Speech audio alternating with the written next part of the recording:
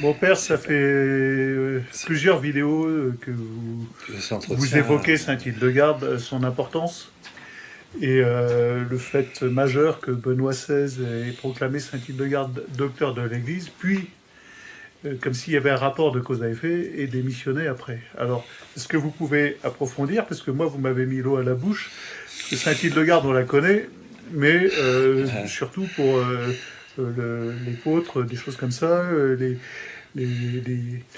mais quelle est l'importance de Saint-Hildegarde aujourd'hui? Est-ce que vous pouvez nous toucher quelques mots, rentrer un peu dans le fond des choses, nous parler de c'est quoi ce qu'elle écrit, le Scrivias, c'est ça? Oui, oui, le Voilà. livre des œuvres divines, le Scrifias. Vous voyez, C'est une. j'ai des bases, mais je sais pas de quoi Ah, ça ça, parle. Alors, je suis très, très impressionné, oui. oui, ça vous épate. Bon, je suis pas écrivain pour rien, donc voilà, je vous laisse. Bah, écoute, voilà. Ce qu'il y a, c'est que euh, Saint Jean a donné l'Apocalypse à peu près en l'an 100, après Jésus-Christ. C'est un type de garde à peu près en l'an 100, 100 quelques. De l'époque de Saint Bernard.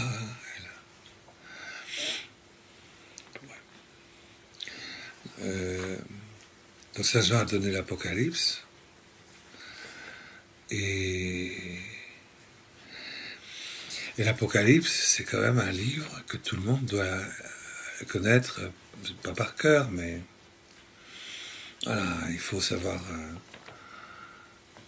l'Apocalypse, quoi. L'Apocalypse de Saint Jean, c'est le livre d'aujourd'hui, quoi. C'est le livre d'aujourd'hui, on peut dire, hein, c'est vrai. Pourquoi c'est le livre de tous les temps? Il était autant du temps des Romains Ben, figurez-vous que, bon, qu'aujourd'hui. Finalement, chacun se l'approprie vous avez selon des son. millions et des millions de pages de commentaires des épîtres, de Saint Paul, des évangiles, etc. Et par exemple, saint Thomas d'Aquin n'a pas fait un commentaire de l'Apocalypse. Ouais. Mais commentaires de l'Apocalypse, il y en a très peu, pour pas dire aucun. Hein. Et les quelques-uns qu'il y a sont des commentaires. Ah, sont des commentaires intéressants, mais si on veut, mais c'est des commentaires, j'allais dire, parallèles, quoi. C'est des commentaires parallèles, c'est des commentaires qui vont dire, ah, voyez, là, ça, voilà, deuxième saut, troisième saut, quatrième église, voilà, ça c'est l'islam, etc. Ouais, c'est très Et protestant comme commentaire, quoi. Les voilà, protestants, ils commentent beaucoup d'une manière historique et historique, voilà. génétique, etc., mais pas du tout divin, surnaturel et mystique, hein, parce qu'en fait, ce qui se passe dans l'Apocalypse, c'est que Saint Jean, du pied de la croix jusqu'à ses 21, 22 ans avec Marie, quoi, tout seul, tous les deux. Le cheval vert, l'islam. Ouais, c'est ça. Oui, alors que ce soit le vers, je ne crois pas que ce soit l'islam, hein. C'est vraiment barbare d'interpréter l'Apocalypse comme ça. Mais ouais, c'est le cas de le dire. C'est pas bon. Alors, bref, il y a une Apocalypse, Saint Jean a quand même assisté à ce qui se passe dans la transformation, dans la transformation de notre univers à l'intérieur de la dormition de Marie, jusqu'à son assomption quand même, hein. C'est une des choses les plus importantes du christianisme quand même, ça. Elle est endormie, c'est-à-dire elle est rentrée, nous on dit elle est morte, mais elle est endormie, les orthodoxes disent bah, elle s'est endormie. Et moi je dis, bon, je sais bien que les gens vont me dire, Père Patrick, Père Nathan, faut pas dire n'importe quoi. Ben, pourtant, on vénère deux endroits où elle a connu sa dormition, la Sainte Vierge. L'église de la dormition à Jérusalem, l'église, et la dormition à Meriamana, hein, près d'Éphèse. Voilà. Et ben oui, parce que on peut dire qu'elle est morte trois fois, quoi. Hein. Elle s'est endormie dans la dormition du samedi saint du Christ, voilà, pendant ces 36 heures, quoi. Et elle a eu cette augmentation, cette super venue du Saint-Esprit. Elle a fait l'offrande, hein. Et c'est le cœur palpitant et vivant du Christ qui vit dans sa poitrine, dans la transverbération immaculée de son don. Et là, si elle n'est pas morte, c'est pas simplement parce que sa mort a été assumée à l'intérieur de Dieu, dans une supervenue du Saint-Esprit en elle. Une augmentation qui a préservé la vie. Le cœur de Jésus s'est jamais arrêté de battre, hein, parce qu'il y avait la transverbération de Marie.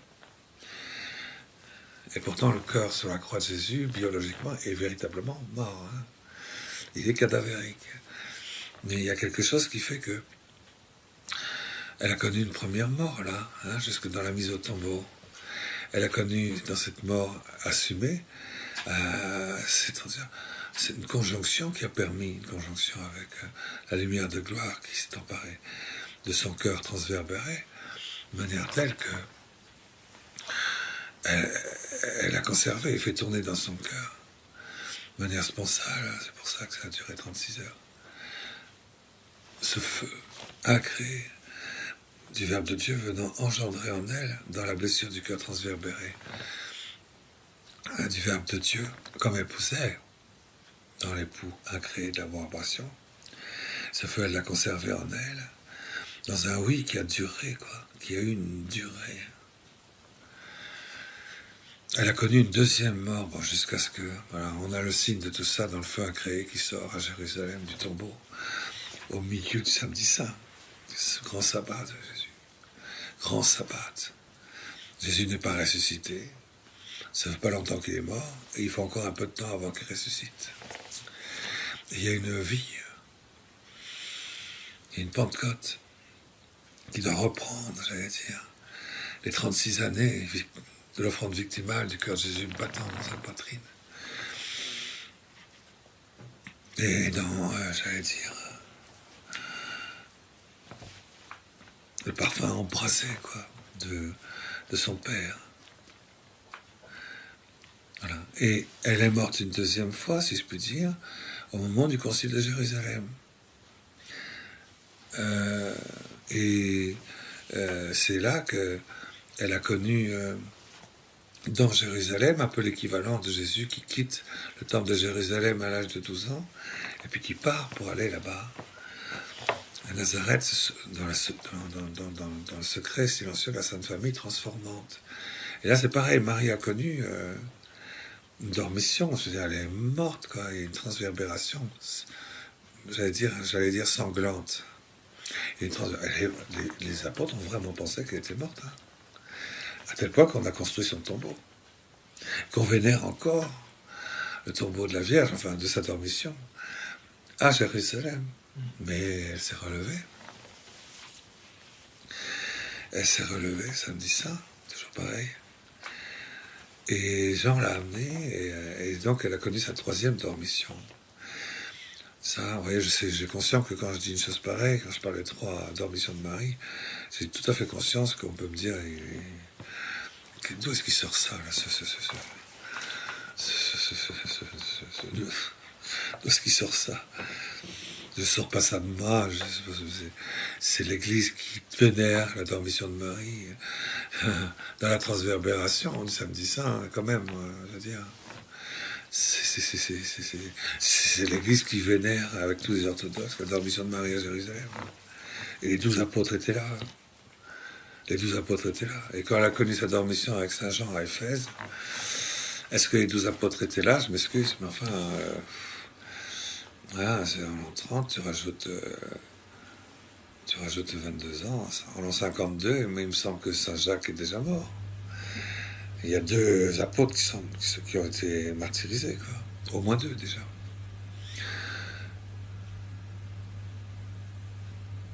Voilà, et donc, elle va connaître sa dormition, sa troisième dormition.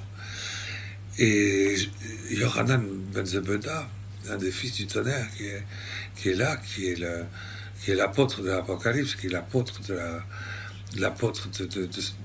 des temps qui durent jusqu'à la fin,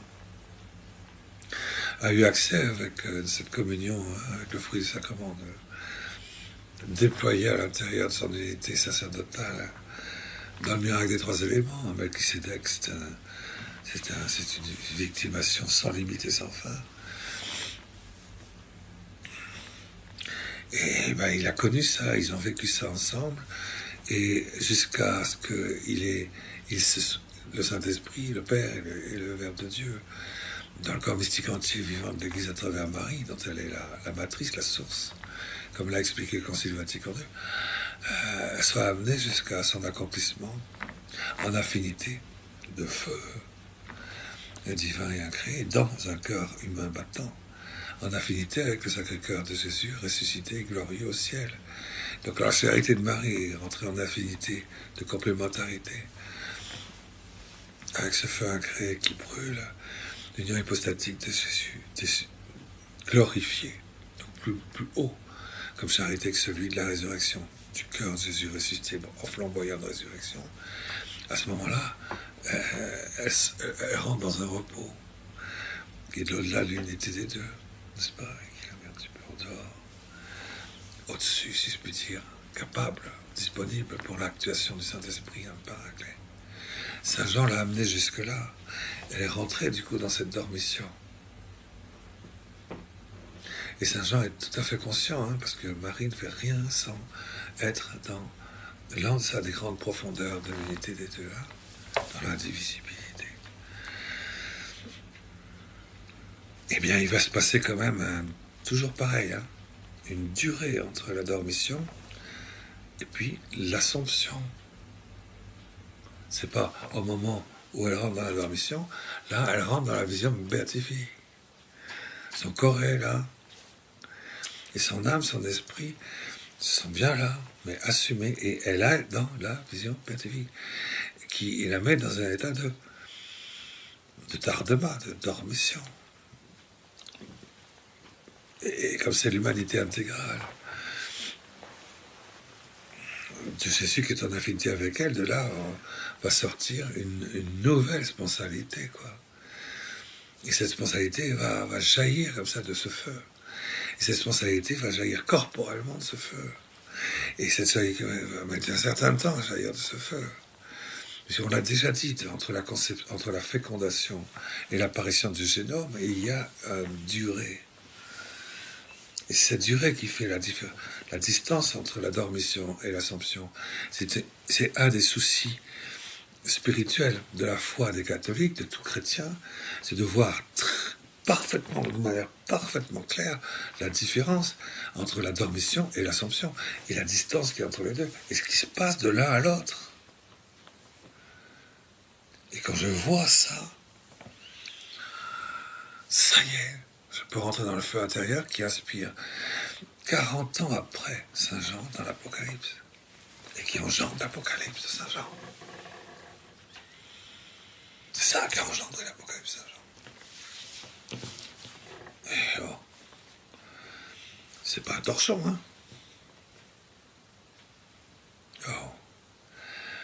Alors, à l'Assomption, qu'est-ce qui s'est passé? Elle est corporellement, si on peut dire au ciel, mais dans un état de tardement, c'est normal, on l'a bien compris, mais l'Assomption, c'est que du coup, le Père, le Fils, Saint-Esprit se saisissent là. En fait, c'est un oui à l'intérieur de ces 36 heures, qui ont duré certainement beaucoup moins de 36 heures. Pour moi, c'est pour ça que je parle toujours de 19 heures. Parce que c'est lié à la responsabilité. Et je suis sûr, moi, mais bon, là, j'avoue que c'est pas le dogme.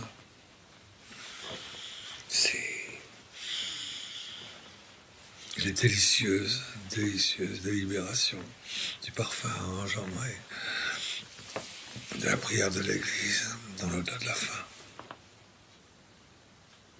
C'est ce parfum extraordinaire que nous respirons après la communion eucharistique, lorsqu'elle a réalisé toute sa transformation à l'intérieur de nous. C'est extraordinaire. C'est ce qui se passe en nous. C'est les mêmes odeurs, si vous voulez,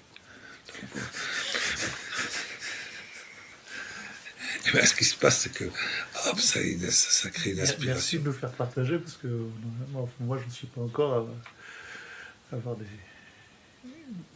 Je comprends.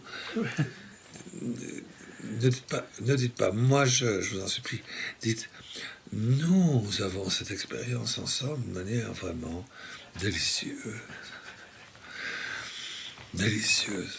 Pas une expérience. Agimus, c'est pour ça qu'on termine la messe toujours en disant Agimus, Tipi, Gracias, peut-être. Parce que nous vous rendons grâce, nous remercions beaucoup de nous avoir aidés à offrir le sacrifice. Et je prie pour que votre prière, Sacrificium Vestrum, acceptabile fiat, Patrem omnipotentem, soit reçue à la paternité incréée de Dieu, glorifiant tout, glorifiant de Dieu dans toutes ces dimensions de l'existence de toutes choses, dans l'hypostase des parfums. Voilà, et que votre prière lui soit propitiable à Dieu le Père, éternellement, et qu'il lui soit en odeur, in odorem suavitatis ad Deum Patrem omnipotentem, de suavité éternelle. Ce qui sort du petit croyant qui vient de le petit bébé avorté qui reçoit la présence de l'hostie parce que je la lui ai donnée, parce que c'est ma chair et mon sang, c'est mon petit enfant avorté. Innocence crucifixion, il reçoit la communion grâce à moi dans ce passage extraordinaire de la messe de la dormition à l'Assomption de Marie, dans lequel je me suis inscrit, qu'il l'atteint et qu'il lui donne la communion.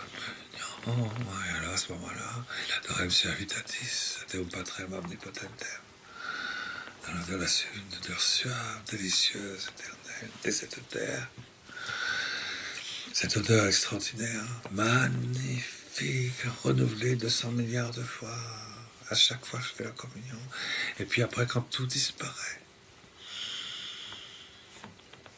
il n'y a plus que ce parfum qui ouvre la fleur, c'est-à-dire la sainteté du roi, le lys de la beauté. La sainteté royale.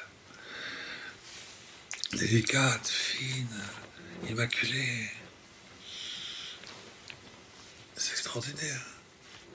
Bon, eh bien, voilà. Ce qui se passe, c'est que c'est dans ce climat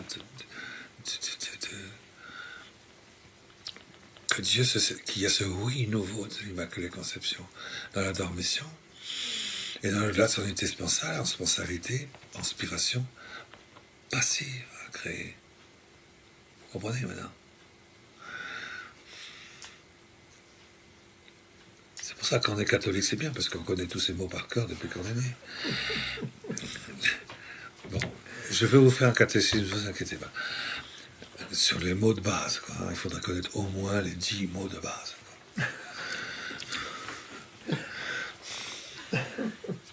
Sinon, comment peux-tu rentrer dans Saint-Hildegarde si tu connais même pas l'alphabet? Et c'est pour ça que Dieu lui a enseigné une nouvelle langue. Un nouvel alphabet. Avec des mots nouveaux. Et un nouveau langage. Parce que dans les derniers temps, il faut changer de langage, camarades. Il faut changer d'odeur. Il y a à l'odeur des parfums courants. Alors, donc, oui, il y a ce oui, j'allais dire, de ces 19 heures de vision béatifique en une seule chair glorieuse, j'allais dire, au niveau de la blessure, de la transformation du cœur. En elle qui prend du feu, qui brûle de l'intérieur. Toute la transverbération universelle de la Jérusalem glorieuse céleste de la fin, qui vient jusqu'à nous à chaque communion.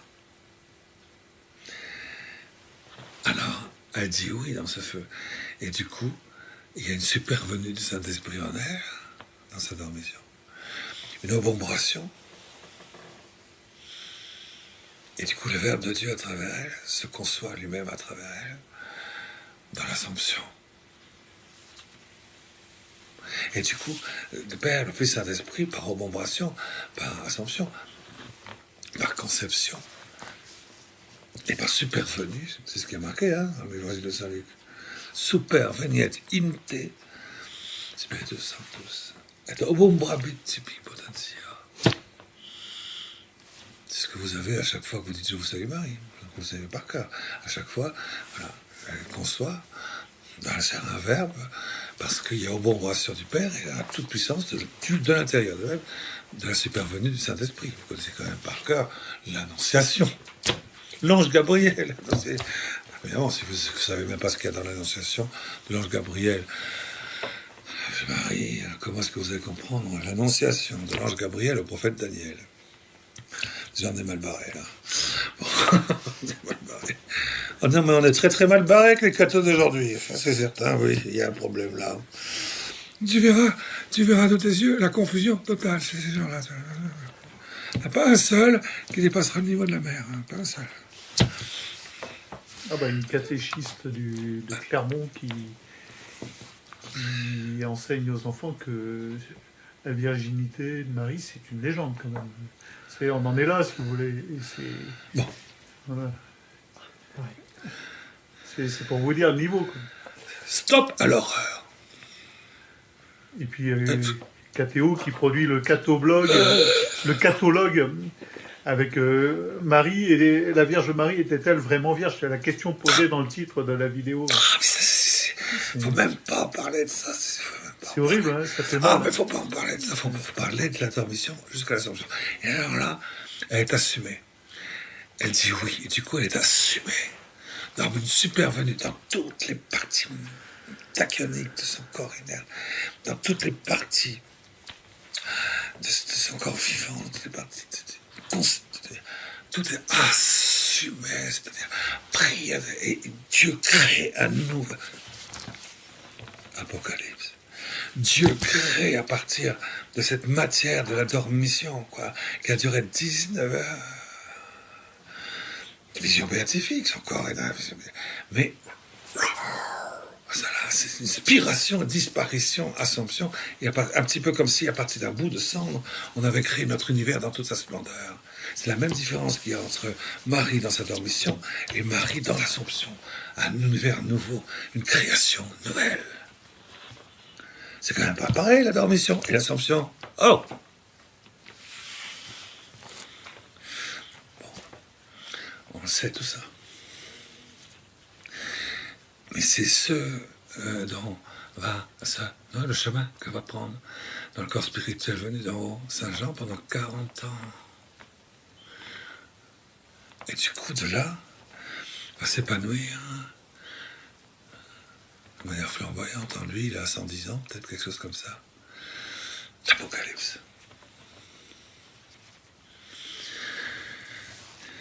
Et tu as passé 60 ans de ta vie chrétienne sans avoir désaltéré la nature humaine tout entière avec la liqueur et le parfum de l'Apocalypse.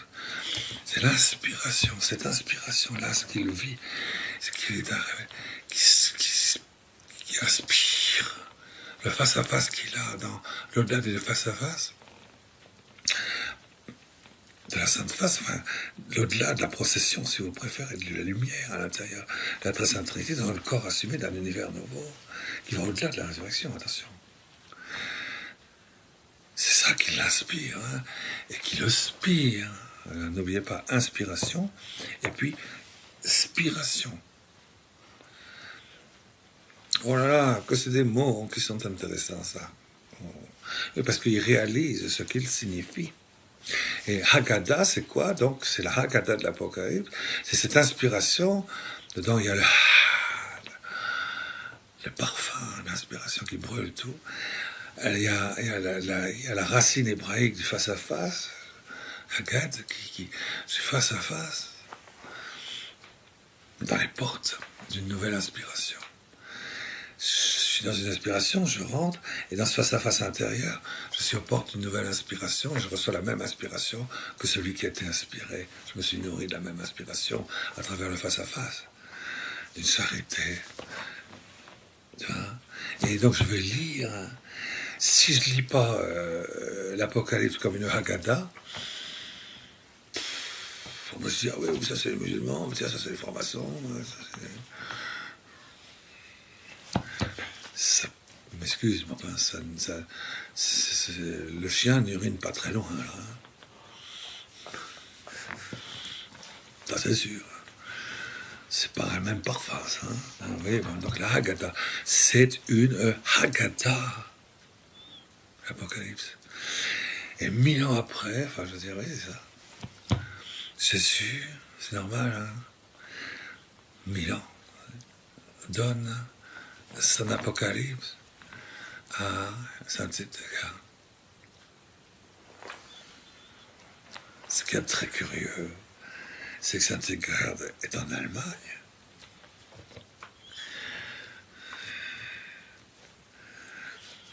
C'est aux confins des portes du Nord de l'Empire de Charlemagne. Aux confins des portes du Nord. Au niveau des frontières, c'est les portes de l'Aquilon, quoi, ça.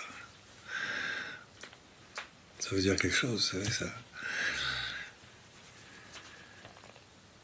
Jamais Saint-Hildegard n'a passé un jour de sa vie sans se lever la nuit, de minuit à 3 heures du matin, pour prendre autorité sur les temps, sur les éléments, au nom de la nature humaine tout entière, pour écarter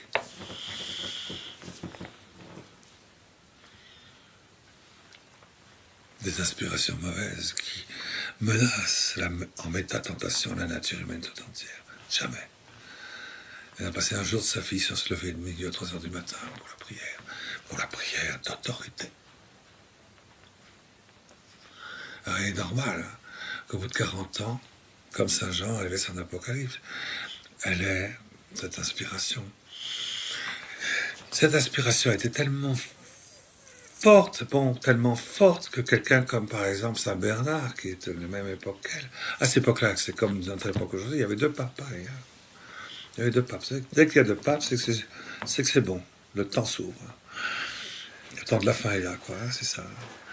Et donc, elle va avoir une inspiration pour le temps de la fin, à un tel point que le pape, enfin un des 2 papes, peu importe lequel, va arriver là-bas, faire un concile. Je ne me rappelle plus la ville, mais enfin, c'est pas loin de.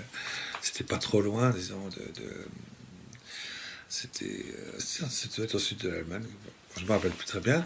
Il y avait Saint Bernard qui était là au concile avec tous les évêques du monde possible. Hein, c'est peut-être Aix, oui. Et je ne me rappelle plus exactement. Et le pape, sur le conseil d'ailleurs de Saint Bernard, envoie un légat pontifical au couvent de Saint-Hildegard. Et en disant, voilà, le Saint-Père aimerait pouvoir savoir ce qui a été dit, quoi, dans la nuit. Alors, on a donné les 10 premières visions. Ces 10 premières visions sont transportées jusqu'au concile. Je crois que c'est le seul concile de toute l'histoire où on a lu à tous les évêques du monde les révélations privées d'une bonne sœur. Tu te rends compte? Tu vois ça, quoi hein? C'est un truc complètement dingue. Et le concile, la moitié du concile, ça consistait à lire l'Apocalypse de Saint-Hildegard. Elle n'a pas été canonisée, hein. Du moins, elle a été canonisée parce que de son vivant, c'est la première fois qu'on ne lit dans un concile d'être révélé par Dieu que quand c'est une sainte canonisée. On peut dire que ça a été sa canonisation de son vivant, on peut dire quelque part. C'est une manière allégorique de parler, bien entendu, hein, parce qu'après, il y a eu le livre des œuvres divines. Et ça a continué, il y a une confirmation, il y a eu pareil, hein, il y a eu une dormition de Saint-Hildegard. Et un petit peu comme Élie le prophète pendant 888 ans. Tout ça, ça a été mis dans le tombeau de la nuit, si je puis dire. Hein. Et il a fallu attendre qu'il y ait un pape allemand, Joseph. Et quand Saint Joseph...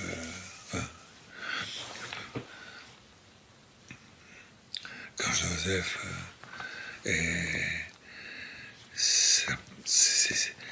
faut comprendre la destinée de ce pape, hein, Joseph Ratzinger, comment vous l'appelez, Benoît XVI, c'est ça hein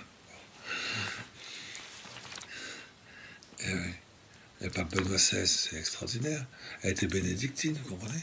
Je dis, mais pourquoi il s'appelle Benoît? Il commence comme ça. C'est vraiment incroyable. Avec le couronnement, le règne du Sacré-Cœur dans son blason. C'est le fardeau qui est porté par l'ours.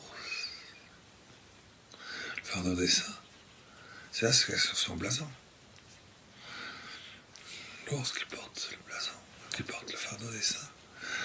La couronne du règne du Sacré-Cœur de Jésus qui s'épanouit dans le visage sombre de la mort. C'est la mort couronnée ou les morts couronnés, comme vous voulez. C'est ça. Faut voir ce qu'il y a. Vous connaissez le blason du pape Benoît XVI? C'est dommage. Arrêtez de nous plonger le nez dans notre ignorance. Non, mais enfin, le blason, c'est incroyable, ces blasons, je veux dire, non? Il y a 3 trucs. Sur le pape François, c'est pareil. Hein. Si vous voulez comprendre un pape, il faut lire son blason. Parce que c'est inspiré, un blason. Donc il dit ce qu'il a à l'intérieur. Il est le pape où toute l'humanité doit se rassembler sans le savoir, sans s'en rendre compte, par obéissance, pour servir la sainteté de l'humanité tout entière. C'est ça l'ours qui porte le fardeau des saints. L'islam, les morts, enfin, ceux qui sont dans le péché mortel absolu, quoi, l'islam, les morts, il est couronné. C'est eux qui seront le fer de lance du règne du Sacré-Cœur dans le monde. Il est couronné. Je suis le pape qui ouvre les portes du règne du Sacré-Cœur dans l'intérieur de tous les musulmans du monde.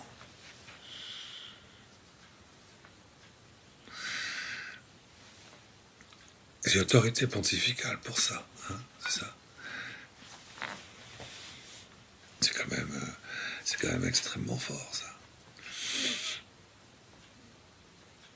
Et j'ai honte parce que je ne me rappelle plus quel est le 3e de son blason.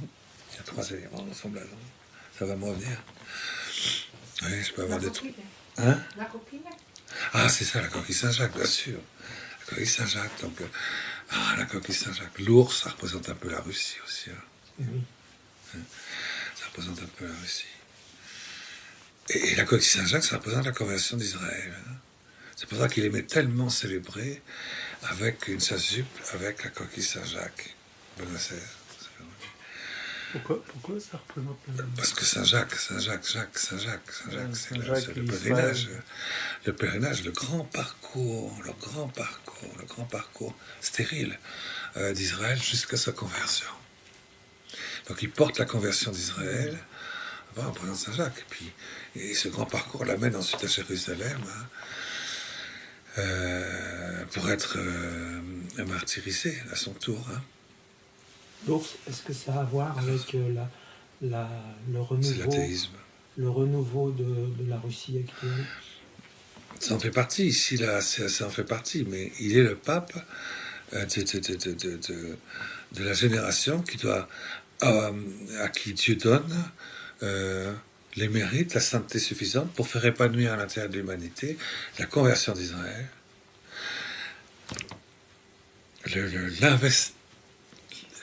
l'invasion du règne du Sacré-Cœur dans le cœur de tous les musulmans du monde et l'attraction irrésistible de ce qui est le centrale nucléaire de l'athéisme et de la barbarie, enfin, venant du Nord, pour me mettre au service des saints. C'est extraordinaire. L'athéisme militant est au service de la sainteté universelle du monde. Et ça veut dire qu'il est le pape de l'ouverture du 5e sceau de l'Apocalypse, ça. N'importe qui comprend ça immédiatement, quoi. Je veux dire, non. Et que c'est l'église du pape Benoît XVI qui doit mériter ça par le désir, par l'actuation, par l'appropriation, par l'anticipation, par la puissance et par l'autorité d'amour, de complaisance, de clémence, de miséricorde. Joyeuse entre minuit et 3 heures du matin. Alors voilà, donc Je suis encore, comme d'habitude, encore en train de dévier. Je suis vraiment désolé. Vous êtes dans le sujet, là, mais Je suis quand même dans le sujet, merci beaucoup. un petit peu. Je respire, voilà. J'ai toujours l'impression de m'égarer, quoi. Bon. Et donc, le Saint-Hildegarde, 888 ans après, le pape dit cette apocalypse de Saint-Hildegarde, je la déclare à partir de maintenant, apocalypse de l'Église. Il la proclame docteur de l'Église. Et l'Apocalypse de Saint-Hildegarde, c'est une inspiration que Jésus donne à l'Église tout entière, semblable à celle, et j'allais dire contemporaine, à celle que doit donner le paradis terrestre à l'intérieur du paradis glorieux, dans notre cœur en prière, donc l'équivalent du passage de la dormition à l'Assomption, dans notre manière de prier. C'est ça le passage de la dormition à l'Assomption. Le corps spirituel venu en haut éclate dans une production du corps spirituel lui-même, émanant de la fécondité, incarné de la matière elle-même, divinisée, brûlée par la divine fécondité en gré de Dieu, dans le feu qui produit du coup et descend jusqu'à nous un corps spirituel venu d'en haut et qui vient réaliser à l'intérieur de notre corps physique actuel, psychique, la pénétration, la compénétration, l'invasion, j'allais dire, la croissance, et la manifestation, la révélation, le déploiement, le parfum du corps spirituel venu d'en haut. Et donc toutes les messes qui n'ont pas été dites sont dites, et tous les mariages qui n'ont pas été réalisés dans la fructification surnaturelle et accomplie en pleine reçue de chaque mariage, se réalisent dans notre corps spirituel venu d'en haut, à l'intérieur de notre corps, dans l'oraison. Il y a un accueil, une compénétration, un flux et un reflux qui se fait dans l'oraison. Le temps de l'Église change. Pourquoi ses contemporains Élie le prophète? Vous savez bien qu'Élie le prophète, un type extraordinaire, extraordinaire, Élie le prophète. Lui aussi, il a la maîtrise des éléments, du feu, de l'air et de l'eau, du temps. Et donc, on le voit emporter comme ça. Et il se trouve avec Élisée à ses côtés, c'est un des Nachis d'Israël. Dans la succession des Nachis 2 par 2 d'Israël, à un moment, il y a Élisée. Il faut connaître tous les Nachis d'Israël, depuis Moïse à Aaron jusqu'à Hillel et Shammai, quand même. Vous les connaissez quand même, pas très bien, ça va. Heureusement, on a affaire à des véritables Yehoudim, les vrais Juifs. Il faut être fier de notre on est Juif. Un Français ne peut pas être antisémite, puisqu'on est pratiquement tous juifs. Et le monde va savoir ce que c'est qu'un juif grâce à la France. Et quand vous parlez de conversion d'Israël, vous parlez de notre conversion, alors Eh oui, en partie. D'abord la nôtre, et du coup la conversion d'Israël. C'est la base de la France, c'est la coupe de la France, c'est ce pèlerinage. Il ne faut pas oublier que les sources de la conversion d'Israël vont jusqu'à de ceux qui se disent jusqu'à Compostelle, vont jusqu'à l'ouest là-bas. Jusqu'à l'ouest. Pas de la France, ça va jusqu'à l'ouest. Et c'est la coupe qui porte la conversion d'Israël. On le sait très bien. Bon, donc, bien sûr, et du coup, tous ceux qui sont sortis du TGV, comme on disait une fois, tous ceux qui sont sortis du TGV, de l'Israël, de Tel Aviv, des Askénazes, ou des Soumékazes, ou des Périmékazes, bon, pardon. Et ils sont aspirés quand même dans, du coup, leur identité originelle, dans leur identité actuelle, et dans leur identité finale. Ils sont très heureux de ça. Ils sont très heureux. Ils sont très heureux. Parce qu'on a retrouvé les racines d'Israël dans l'actualité, j'allais dire, de leur mission, dans le baiser du véritable amour. Il n'y en a pas un seul qui ne va pas acquiescer, sauf les fous furieux. Quoi. Les fous furieux, l'antichrist des Juifs, pas l'oublier. Et la tribu de Dan. Et on mettra du temps à le repérer.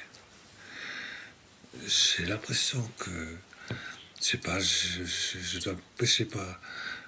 J'ai pas vaincu mon orgueil encore, je le vois, parce que j'ai cette conviction, mais totale, moi personnellement, à titre personnel, pauvre père, malgré mon poids, bon, que l'Antichrist, je ne mettrai pas beaucoup de temps à le repérer, quoi. Pas beaucoup. Pourquoi? Parce que j'en ai vu, moi, des saints. Des saints. Que les multitudes, même les plus grands mystiques, prenaient comme des infaillibles. Comme des saints des derniers temps, comme les fines pointes, la sainteté toute pure. Et puis finalement, au dernier moment, là, on fait le coup de patte pour dévaster. Au dernier moment. J'en ai vu, moi. À ce compte-là, j'en ai vu aussi. Alors, Et je crois bien. On a dû voir les mêmes. Oui. Et plus on s'approche de la femme, plus on s'aperçoit qu'il y a ce visage-là. Mais tiens, c'est un appel. Attention, attention, attention, attention, attention. Le roi, c'est pas le roi. C'est pas lui le roi. Ne pas le roi partout. Et le roi, c'est pas le moi. Dans le vieux français, on dit ouais. Pour moi. Le roi, c'est pas moi. Bon, écoute, Patrick, là, tu es en train de t'égarer devant la caméra. Et après, on va dire que c'est moi qui t'ai formé. Alors là, je suis désolé, là, je pense que là, c'est non. Bon, je dis, Père, ça va, j'ai entendu, j'ai compris, je continue, mais dans votre direction. Ça m'étonnerait. Bon, alors, J'ai eu juste une seconde pour un internaute qui m'a dit mais qu'est-ce qu'il fait quand il prend une deuxième voix et on dirait qu'il est possédé. Alors j'ai dû expliquer que vous aviez un talent d'acteur fabuleux. je suis toujours Il y a en relation avec mon père spirituel, c'est ça. le Père Emmanuel. Le Père Emmanuel. Dieu est avec nous tout de même. Voilà, alors je dis, mon père, je sais bien que ferme-la, tu la fermes. Bon, 40 ans après, je commence à parler, vous voyez. 40 ans après, c'est beau ça me plaît. Et bon, bref, donc je reprends donc 888, oui, c'est 40 ans après. 888 ans après que Élie, le prophète, était emporté corporellement au paradis, dans un endroit de la terre, hein. Ben, la transfiguration, je ne sais pas si vous avez déjà vu quelqu'un un peu transfiguré, il disparaît aux yeux. Donc on ne voit pas où c'est. Ça n'empêche que il y a une agilité, une subtilité, une luminosité, une impassibilité aussi, qui fait qu'il ne s'est pas embêté pendant 888 ans jusqu'à ce que le Christ arrive. 888 ans, hein, entre le départ d'Élie le prophète. Et puis, le Christ, Jésus notre Seigneur. Là, c'est pareil. 888 ans, et vous savez très bien qu'il doit y avoir, il y a 888 ans avant Jésus-Christ, puis 888 ans après. Voilà. Et donc, on arrive, ces 888 ans de Sainte-Hildegarde montre bien qu'il y a une conjonction contemporaine de l'esprit d'Élie, du retour d'Élie le prophète, corporellement incorruptible, apportant avec lui, j'allais dire, l'an de ça, hein, de l'absence des séquelles du péché originel, gardé par le séraphin. Et à l'intérieur donc d'une prière qui est donnée à l'Église dans le mystère donc de la préservation, de l'absolution, de l'Immaculée Conception, dans l'odulation du dispensal avec Joseph, donc communiquant l'absence des conséquences du péché originel dans le corps originel que nous en recevons entre minuit et 3 heures pour la maîtrise des éléments. Et donc le Christ, Jésus explique à Sainte-Hildegarde pendant environ une vingtaine de visions. Et pendant une vingtaine de visions magnifiques, pas du tout, voilà, l'épeautre, sa telle propriété, voilà, l'émeraude,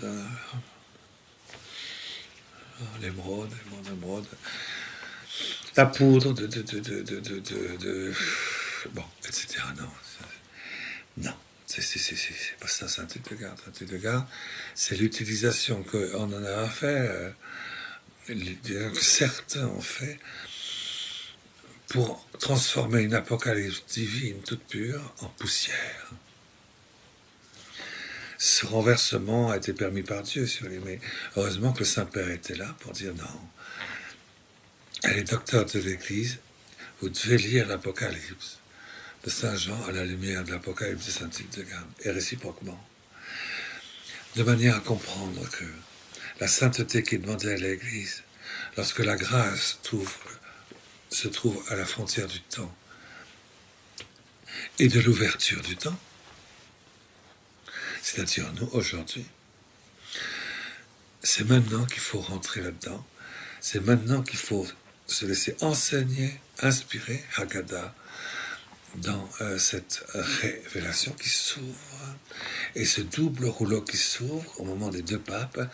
Rentrez-y dedans, levez-vous de minuit à 3 heures du matin, prenez autorité à la manière dont Jésus et le ciel de l'Apocalypse, les deux apocalypses en une seule, vous révèlent pour prendre autorité, pour être dans la 10e hiérarchie.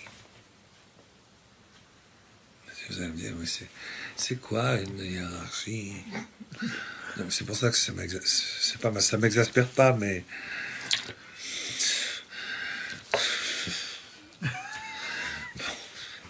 bon, ça fait rien. Nous sommes comme des enfants. Oui, ben, les enfants, ils savent ce que c'est que les hiérarchies, quand même. Non, pas, vous savez pas ce que c'est que ils connaissent Cyprien, qui fait 18 millions de vues sur Internet. Mais... Ah oui, d'accord. Ah oui, non, mais ça, c'est sûr que le démon s'est arrangé pour qu'il y ait un abêtissement, un abrutissement. Alors, total, quoi.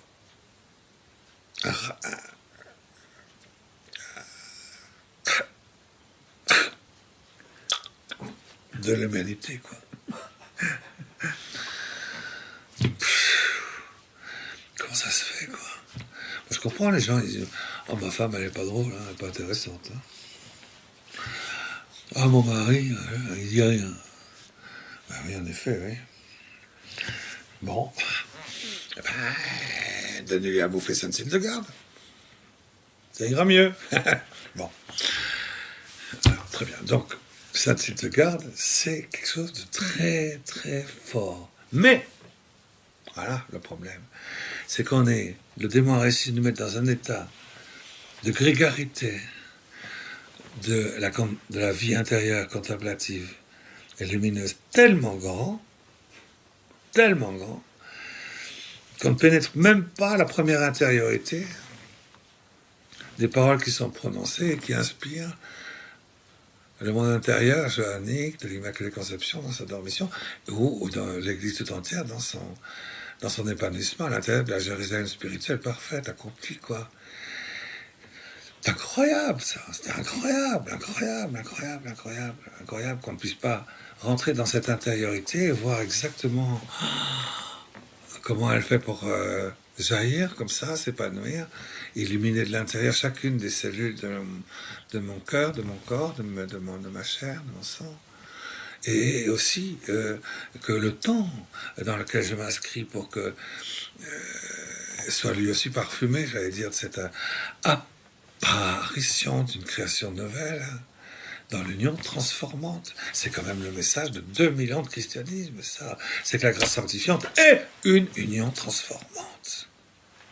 L'oraison est une union transformante qui doit absorber, aspirer, j'allais dire, l'intériorité de la matière du corps originel dans la signification responsable de ce corps, de manière à être le récepteur de ceux qui reçoivent le corps spirituel venu d'en haut, et prendre ainsi autorité par la foi sur tout ce qui ne va pas dans le sens de la glorification universelle.